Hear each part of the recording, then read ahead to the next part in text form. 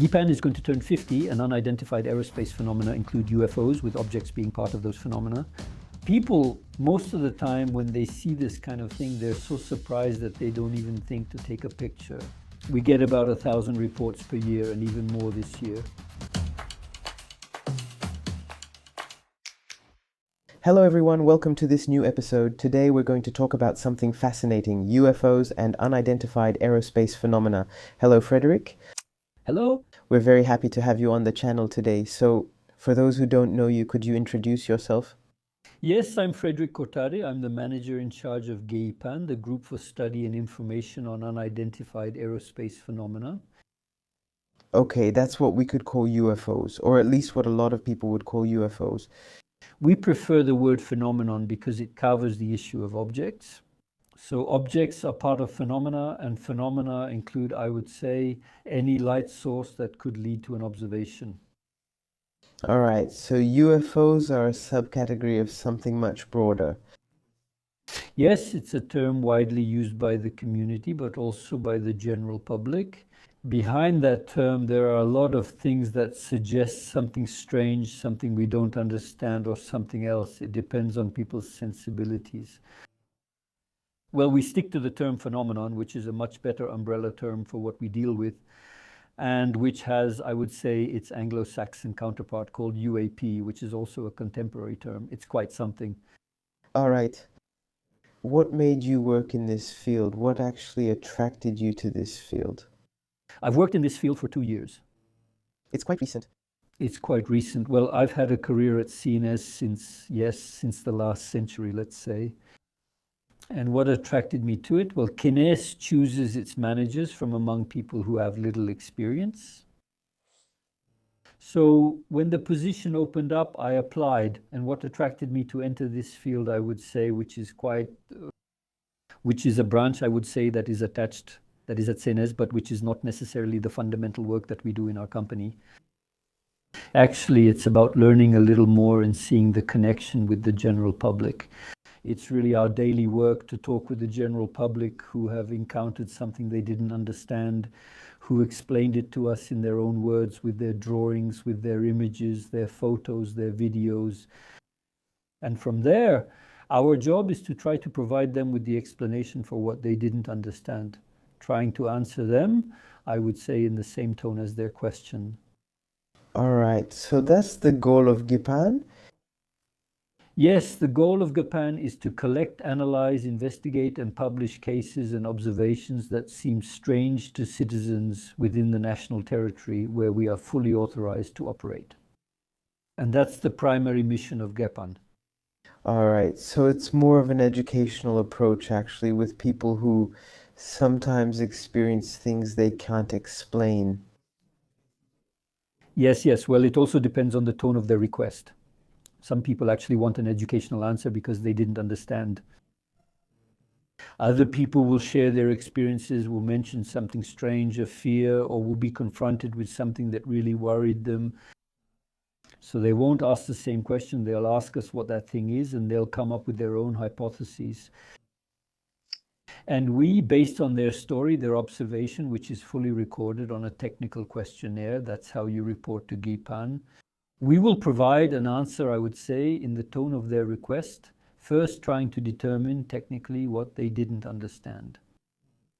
And if we do a bit of teaching, when we feel there's a need for it, then we also take a more reassuring tone, if necessary, a more reassuring one. All right. So what led to the creation of GEIPAN? Was it an initiative from the CNRS? Where did it come from? No, it comes from CNS. So GEIPAN was created in its original form in 1977, so it will soon be 50 years old. So actually, it was a political initiative that led to the creation of GEIPAN, which was attached to CNS through a scientific opportunity by the president of CNS at the time, which therefore combined, I would say, the requests or demands of the Ministry of Defense at the time with, I would say, a scientific endorsement regarding the possibility of studying these phenomena in a completely serious way and not just sticking to explanations, ideological ones, but really getting closer to a scientific approach and truly explaining what people saw. All right. Sometimes I hear about the term UAP instead of UFO. Is there a difference between the two? But UAPs are unidentified aerospace phenomena, and UFOs, meaning objects, are part of that broader category. Okay. So one includes the other. And for these reports, how do people submit them? What's the intermediary between the organization and the general public? There are several ways to submit a report. If you have witnessed a strange sighting, you can report it through the GEIPAN website. GEIPAN has an information website with a procedure for submitting reports. You are asked to fill out what is called a technical questionnaire, which will reconstruct the circumstances at the time of the sighting. What were people doing? What caused it? The sighting described to us what they saw, in which direction, at what height in the sky, what shape it had, the color, if it made any noise. A whole set of characteristics that are requested so that we can then conduct an investigation. All right. And how is this investigation organized? So that's a specific feature of GEIPAN, since it's a group and not a department of CNES. So we also have a strong connection with the general public in the way we handle investigations. Most of the investigators are volunteers, so they are people from the general public who volunteer to apply an investigative methodology. That's what we do. We've been at GEIPAN for many years trying to explain to people what they've seen.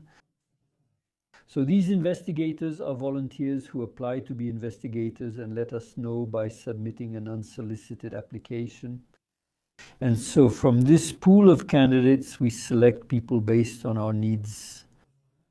From the group of investigators, from the pool of investigators with complementary profiles, with complementary geographic locations, so that we can have a fairly comprehensive national coverage. Investigators, like field workers, actually. And also, in their background, which isn't necessarily scientific, they should have a predisposition or an interest in aeronautics, space, and drones. Basically, a lot of topics that are whether closely or remotely related to our field. And from there, we have a pool of investigators. Currently, we'll have about 15 of them, actually. So these are people who are perfectly trained and who will continue to train, highly experienced and trustworthy, who will interact directly with witnesses with our authorization. All right. So interact, meaning they go on site and they will conduct their investigation on... Yes, there are several steps. First, there's the remote investigation, actually, where the testimony is sent to the investigator after a few steps that allow the CNS GEIPAN staff to carry out all the usual checks. And so there is actually a remote investigation. We have tools that are, let's say, GEIPAN certified, which allow us to study space activity, air traffic, weather conditions, and so on. We also have, so there are GEIPAN partners. We have partnerships with the Air and Space Force, which allow us to build a picture of air traffic, since we work with an organization responsible for monitoring French airspace called CAPCODA, which provides us with that air traffic picture. We have a partnership with Météo France regarding the weather situation and any extraordinary events that may result from it. We have a partnership with the Gendarmerie, a very long-standing and solid one. We take advantage of the Gendarmerie's network, which before GEIPAN existed used to do a bit of this investigative work, since when people didn't understand something, they would turn to the Gendarmerie and make their statement. The gendarmes would investigate, if they could. And I think they saw the creation of GEIPAN in a positive light, because from then on they were always able to collect testimonies. Arrangements were left with them so that they could do it in a format that we can use for an investigation. And then they send us this testimony, and sometimes they participate with us, or sometimes they completely delegate the investigation to us. Okay, so most of it is done remotely with this tool? Yes, most of it is done remotely. And when we're stuck, when we need a reenactment, when we need to have more in-depth interviews with the witness, the investigator goes out into the field and conducts the reenactments, does additional interviews. The investigators are also trained in interview techniques that help verbalize memories and extract them from one's memory. Details that are buried, that sometimes don't come up at first, but later help complete the testimony. And our investigators are trained by a research psychologist in this interview technique, in how to conduct an interview and the steps that allow us to do so. This interview is transcribed, and these psychology specialists are able to analyze the interview. And from there, try to cross-check. Depending on the order in which it was described, the details that are shown in one place and missing in others,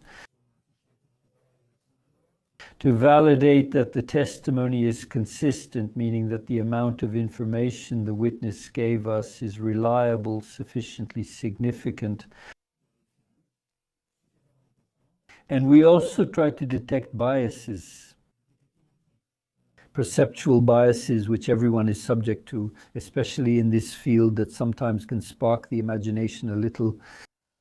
And for us, it's not even about profiling the witnesses psychologically. That's not the goal. It's really just about extracting the facts, only the facts, and not working on interpreted facts that would lead us to follow a hypothesis that is false. All right, but then what's the objective of GEIPAN? Because here we have an approach that is very serious, very thorough. Is it more of an objective aimed at the general public, meaning an educational goal, or is there also a scientific cataloging objective that will potentially be analyzed later on? It has both. Yes, both. The GEIPAN database contains more than 10,000 testimonies, so all of that is centralized in one database, and it's perfectly accessible by GEIPAN and by certain scientists. We have data that we are required to protect, because when witnesses share with us what they've seen, they give us a lot of details about personal information. For example, we are required to, as part of our job, really ensure that the protection of personal data is an important task. But this database is accessible to scientists. Everything we do is published on the GEIPAN website, so you can access information for statistics and studies. And as for the general public, they get a personalized response based on what they saw. D'accord. Sur ce qu'il a vu, pardon. How many reports does that represent per year approximately? So we receive a lot of reports. We're at about 1,000 per year, even a little more this year. Among these reports, there's a bit of everything. So there are observation reports, of course, which are very detailed. And these allow us to start an investigation. And there are also reports that are partial, incomplete, which we don't follow up on. We give a response to the witnesses, but it's difficult for us to apply an investigation methodology if we're not even sure of the day it was seen, for example. And in addition, we have reports that are outside our scope. So we don't handle reports that are outside the national territory, and we don't handle reports that are made directly from photos or videos. So the souvenir photo where you realize there's something on it, you wonder what it could be, you want to ask GEIPAN, but that's not something we do. And then there's a whole, I would say, well, we have a mailbox. The email inbox at GEIPAN is pretty generic, so we also have people who, well, the UFO issue, as you said, can raise quite a lot of questions. So people will give us their ideas, ask questions that are outside of our field. And of course, we keep all these testimonies. It's outside of our main work. We actually have a kind of logbook that records all these testimonies. All right, so earlier we also said that it was possible to do statistics, actually, to do data analysis on all these cases. Are there any recurring elements, any patterns that stand out? For example, the location, is it more concentrated in certain areas of France? So the way the published cases are classified, you have the location and the date. And then in the part that is accessible, you have the witness's age up to a certain point. You had the witness's gender, you had the location. Also whether it was day or night, so you can do any statistics you want. Everything is downloadable in spreadsheet format. We don't do that. We realized, well, numbers can be made to say whatever we want. And overall, the only trend we can see from all this is that we have more testimonies. When people are more likely to be outside and looking and in places with the highest population densities. There you go, so that always works. Le reste, Yeah, the rest, yeah. Let it happen. There you go. Okay, we can do whatever we want. So, in a typical case, the investigator is able to form an impression remotely. If he has to come to the scene, then besides the interrogation, are there any specific protocols that are put in place? Does he also do more observational investigative work like scouting at night to try to find these elements? Yes. Yes, he acts at his own discretion and according to the procedure that is clearly described in our way of working. In any case, he is mandated by GEIPAN to go investigate. For this case, he has a letter of assignment. He signed agreements beforehand. That's the way he's going to work, following the procedures and, well, with a certain level of confidentiality regarding everything he hears from the witness. He's assigned on a case-by-case basis. He's assigned for a field investigation or a remote investigation. It's really very compartmentalized. That's intentional. It's both to protect the witness and also the investigator, who sometimes doesn't want to say that he's involved with GEIPAN. Okay, I understand. What do the cases we receive tend to look like? What kind of testimony do we have? They are diverse and varied, especially diverse and varied in the way people report what they observed. And I would say that sometimes you have to be very perceptive and skillful to detect in a detailed questionnaire the way the testimony is reported. What pattern emerges? What might the person have seen? Because the way they describe it, the way they give details, all of that is sometimes tainted with emotion. And well, sometimes it's hard. Well, I'm not necessarily in the business of investigating, but it's still hard to decide in advance which hypothesis we could favor regarding the observation. So it really depends on how it's described.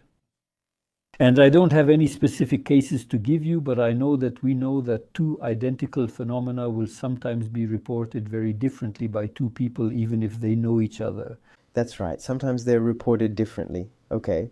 So depending on their emotions, their level of scientific knowledge, possibly. Yes, that's true. That's true. So we're here to handle all the cases that are reported to us by everyone. And we're here to be able to explain to everyone using words that don't offend or hurt them what they saw. We're not here to give lessons. We're here to, the person was very moved by what they saw. We're going to try to explain things to them a little more precisely than we would to someone who's just reporting it out of simple curiosity. The level of being an outcast plays a big role in how we respond to people. And then, yes, it's still very educational. We have investigators who are very focused on education, so they really push in that direction. And that's not better. What are the phenomena that are often mistaken for UFOs but are actually sometimes natural phenomena? And that's the only statistic that appears on the GEIPAN website. Today, the most common misidentifications are aircraft. That's clear. Aircraft that people either don't know how to recognize, or that are flying in conditions where you can't see them completely, or that have an appearance that surprises people, let's say. These account for around 17 or 18% of misidentification cases. We are able to determine the air traffic situation quite accurately, precisely because we have a connection with the Air and Space Force. They give us all the radar tracks we want for all the aircraft that flew over national territory at the time of the observation. All right. And that's about 20%, 18%? Yes, I think so. 18%, that's right. I don't remember everything, but that's it. No, in proportion. But then does that mean that in proportion 80% of the remaining phenomena are not explained? Yes, they are explained. But then you have drones, you have light shows, you have satellites, you have rocket stages, you have atmospheric re-entries, you have meteorites, fireballs, you have birds, you have effects caused by wildlife and plants. Well, there are a lot of things that sometimes puzzle witnesses, but we are able to explain them because we have a certain experience, a certain knowledge, and we also have experts. I hadn't mentioned that. The GEIPAN leads a panel of experts that is unique to us, with people who have strong expertise, let's say at the national level, in a field related to aerospace phenomena in general. We have pilots, former pilots, drone specialists, lightning specialists, parachuting specialists, and ornithologists. We have sociologists, physicists, clinical psychologists as well, people who sometimes are able to assess what the witness saw, but all of this helps give meaning to the investigation and really characterize as accurately as possible what the person saw in order to give them an answer. So is there a percentage of these cases that remain unexplained? Yes, so classification is also the purpose of GEIPAN. We have 4 levels of classification. Type A classification refers to phenomena that we have perfectly identified, about a quarter of the cases. Classification B is just over a third of the phenomena that we have most likely identified. We're missing an element that doesn't allow us to be 100% sure of the origin, or something that keeps us from saying. Moving to C, I would say we also have about a third of phenomena that are unexplained due to lack of information.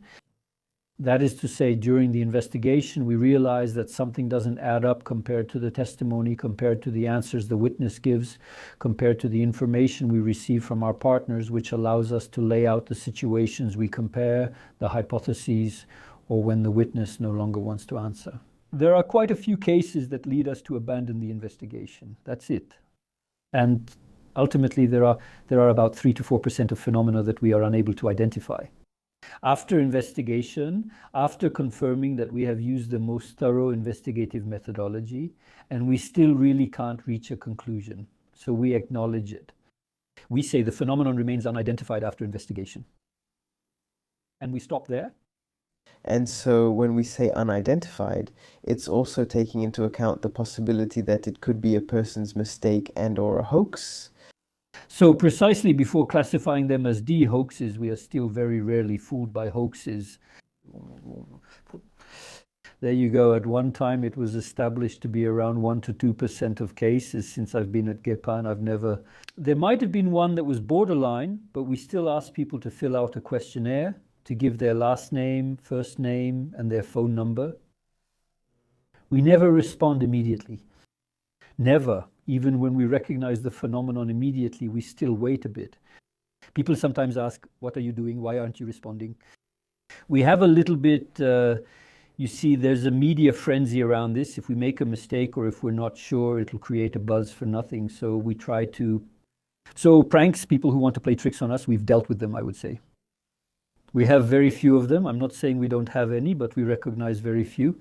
Actually, we make sure, so before we classify it again. So automatically, a case classified as D will have led to a field investigation. So the investigator will have gone out to the site. He will have conducted this cognitive interview. He will have answered all the questions. He will have provided the original documents, the photos, the films that he has. Also, document authentication software, which allows us to make sure that people aren't trying to trick us or give us documents with filters or things like that, which could hinder our investigation because we don't start from something. Our objective, we detect all that with a proprietary software from GEIPAN. And so we took a lot of precautions for a case to be classified D. It's really the methodology. It was perfectly implemented. The committee of experts I told you about gave their opinion, and we even had a vote among the experts asking, what do you think about it? Based on everything we've told you, based on your own idea, where do you stand, you as an independent expert, an independent view of the investigation? And from there, I am solely responsible for the final classification. But overall, I follow the drug-related expenses that were given to us by the committee of experts, the investigators, and the entire GEIPAN team from UNESCO. All right, so when we say we don't know, does that mean we can't decide with certainty or that we have no idea? All right, but that only represents 3%. 3%, all right? But all right, and is that based on oral testimonies or are there even images? Very few images. We have a lot of sketches. People, most of the time when they see this kind of thing, they're so surprised that they don't even think to take a picture. We have a few images from the past. There you go. It's still quite old, the cases I'm talking about, and I won't comment on it. But overall, it's mostly oral testimonies supported by sketches, reconstructions. We've put a lot of things together.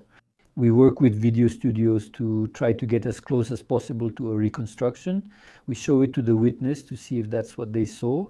You see, there are still a lot of tricks that help us, so that we're pretty confident when we say we don't understand. We don't understand, but behind us there are sometimes quite a few other groups, let's say, who will say if GEIPAN didn't understand, we'll try to understand, with an approach that sometimes differs from ours. So we still try to be pretty sure when we classify something as D that we've used every trick to try to determine what it was, and that we didn't find anything relevant here. I feel like there are more and more groups on social networks, on the internet, of people coming together and sharing a huge number of images among themselves. Is there a trend for UFOs, unidentified objects? In the past, I would say there were a lot of associations that we called ufological associations. Yes, that's right. I experienced that, I would say, in the old-fashioned way, with members who gathered because they shared an interest and wanted to explore the subject in their own way. I don't know how it's connected on social networks. There are even automatic systems that let you take a picture of something and have it analyzed. It is analyzed and they will tell you this is what it is. There you go. There are already applications like that, developments made by individuals, I would say. But well, I don't have enough knowledge. I mean, I don't really go on social media. The subject is quite sensitive. There you go. There are a lot of things.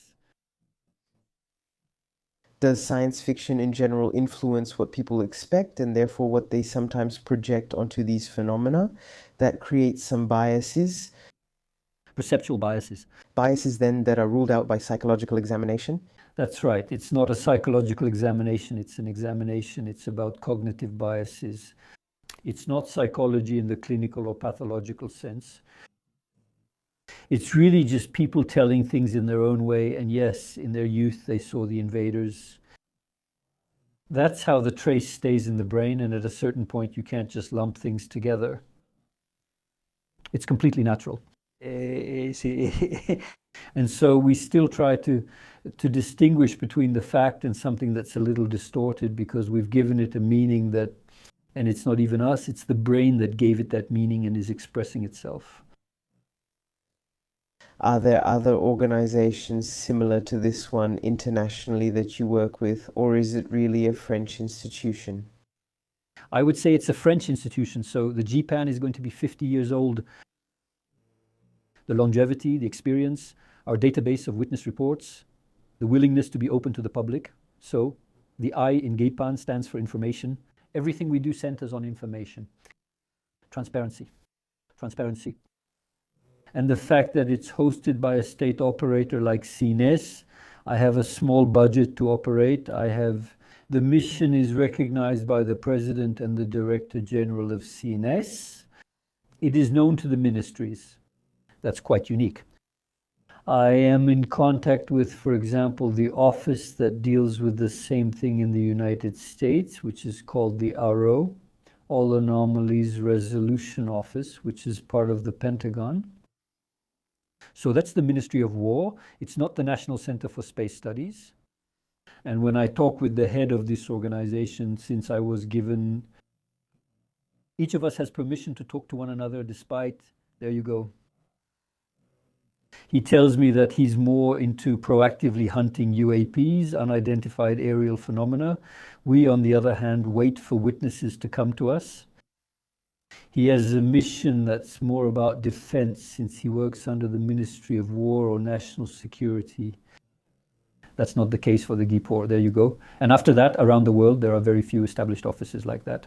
We know there's one in Chile, in Argentina, for example, but they depend on other offices in, I would say, in what in France is called the General Delegation for Civil Aviation. I would say the local entities which overall handle pilot testimonies. Yes, the testimonies so I use the word phenomenon instead, as we explained, that they would see. Pilots observe this, including at the GEIPAN. Arrangements have been left to the General Delegation for Civil Aviation. Precisely, so that in the guidelines given to pilots and air traffic controllers, there is an annex about unidentified aerial phenomena with a way to describe what they saw if they want to report it. And then the report is sent to us, and it is handled anonymously, just like we do for anyone else. And this is known to the DGAC services, so it's still something.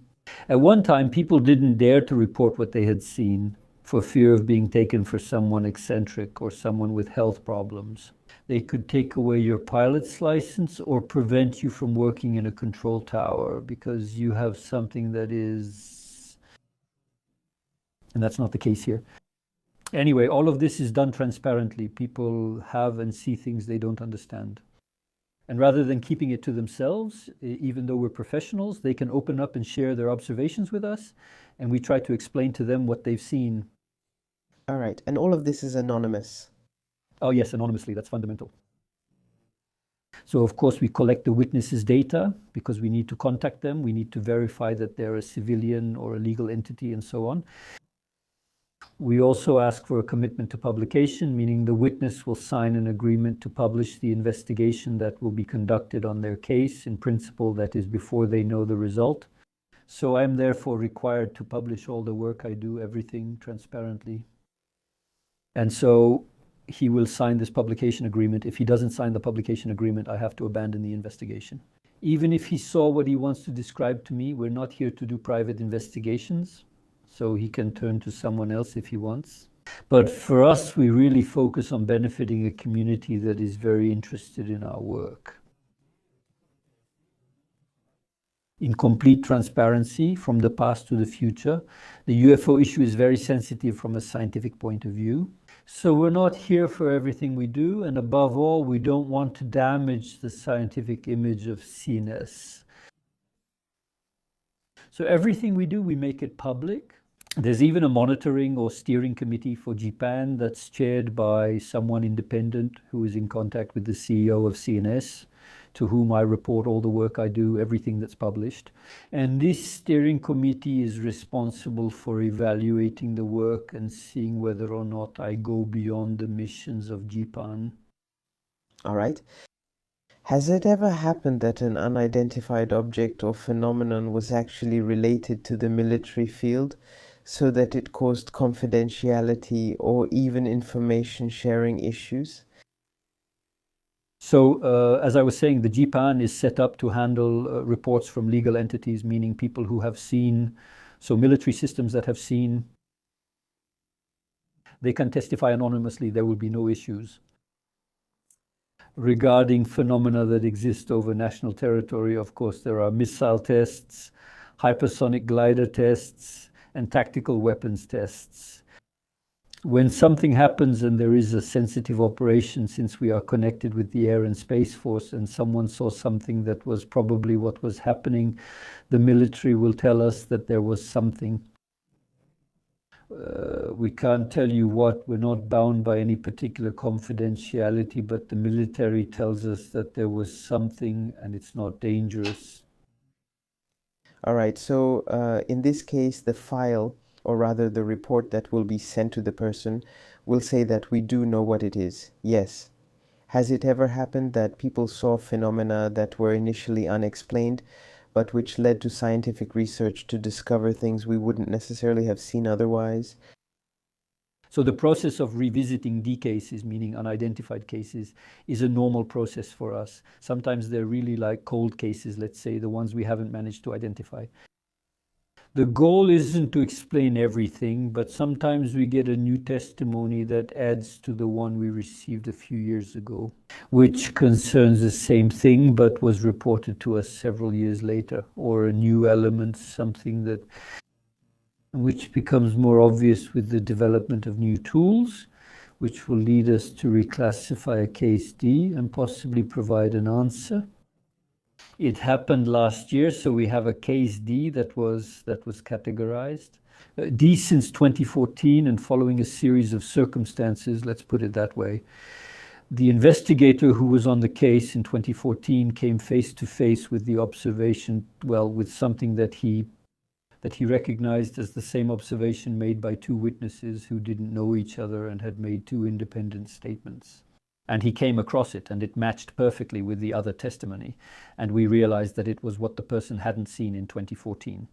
And we have the explanation for why we didn't see it in 2014, because at that time it was actually a helicopter that the army was just starting to equip itself with a very new helicopter. So it wasn't wise to mention they were acquiring this type.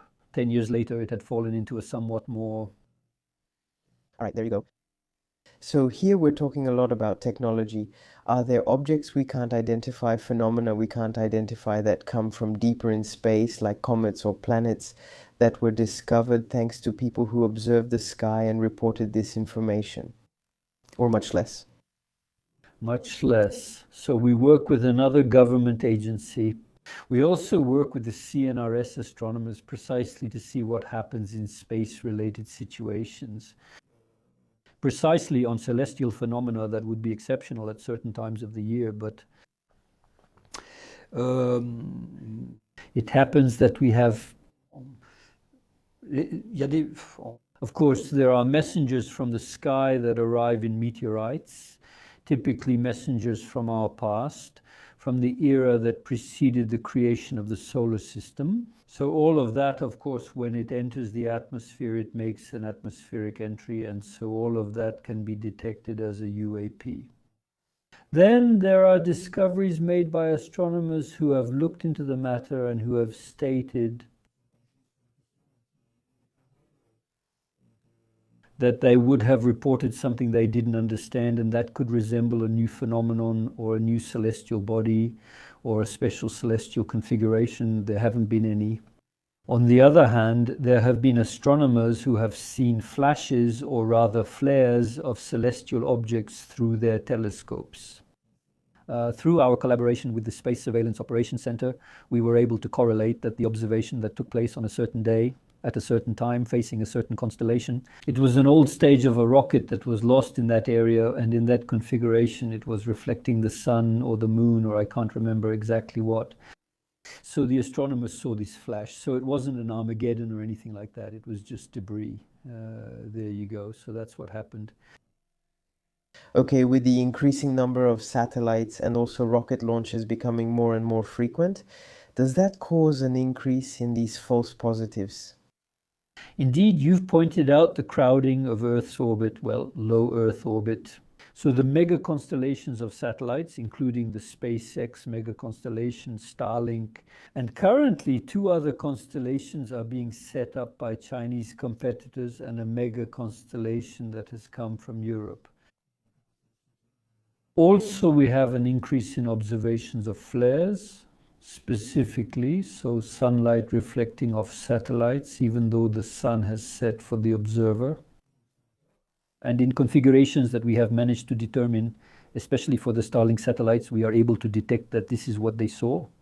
But now we consider that almost 1 out of every 16 points in our sky is an artificial phenomenon. That's how crowded low Earth orbit is. There are 10,000 Starlink satellites. It's huge. So the conditions are such that at times they will reflect the sun and people will witness it. So we're working on that precisely to minimize, I would say, the number of sightings that we'll have to investigate. Exactly, because we'll never be able to trace back which satellites they saw, but it's definitely a satellite. Wow. Okay. Are there any testimonies that stood out to you more than others that you might remember? Contemporary, there is a testimony, yes, that is quite striking, which was classified. The case was classified as unidentified. A cadet, a person who saw 3 shapes in the sky, orange ones moving in formation above a city in the north of France. And we realize, working with other ufological associations that have a philosophy similar to GEIPAN's, and also some connections we have with associations in foreign countries, it seems that people have also seen this phenomenon. The way they describe it, as I told you, is never the same, but it seems that quite a lot of information overlaps, and we still haven't understood what it was. So it's something, again, a cold case. We'd still like to try to understand what people saw, which was still quite strange. The way it was told to us, reported, and it's also strange in the testimony, is that we were able to consult other people elsewhere. Okay. Are there patterns that come up regularly, common ways of describing these objects that might be influenced by the way we imagine them? The last part of the technical questionnaire is the emotion section. People are asked whether they are familiar with the socio-identified phenomena. What does that make you think of? Does what you've seen change anything about your original perception? Do you believe that science will provide an answer? So basically, people answer, and depending on their responses, we see what drives the way they give their account. That doesn't mean they saw nothing. But I say but, and we have to take that into account. It's not because someone has a particular sensitivity to UFOs and they're going to describe something very specific to us. Actually, we'll have plenty of information. However, we'll have to extract what is from interpretation still, so that we can start an investigation based on facts and not on interpretation. But everyone saw something. That's clear? Okay, so it's more the basic context that changes the way they will perceive this thing that... Yes, it's the way the testimony is reported. It's reported with people's words, with the brain taking precedence over sight.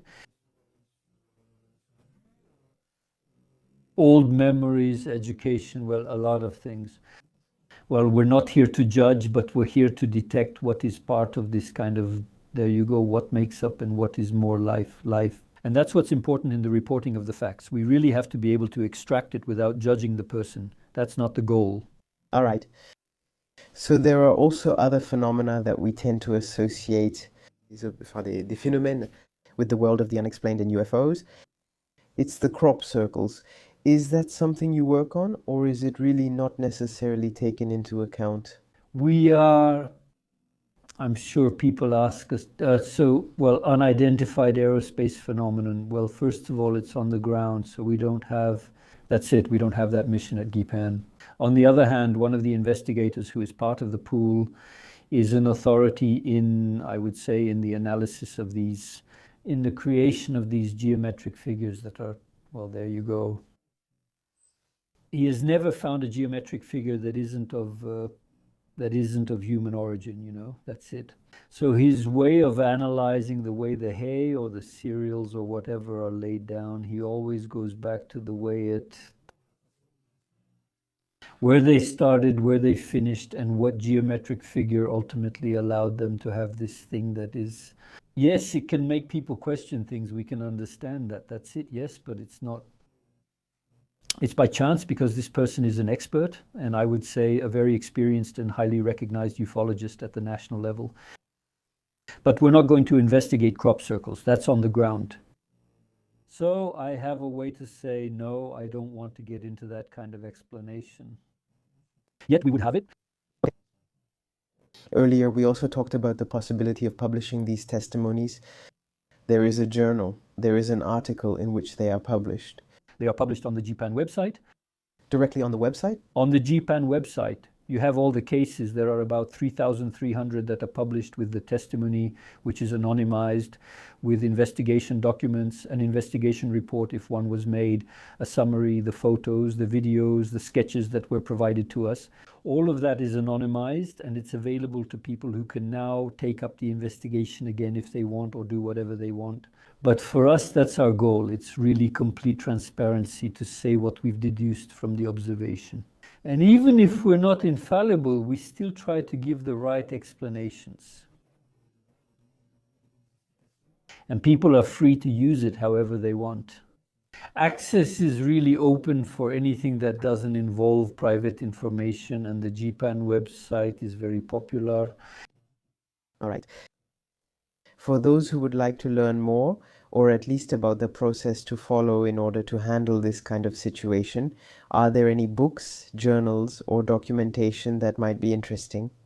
There are documents. One of my predecessors wrote,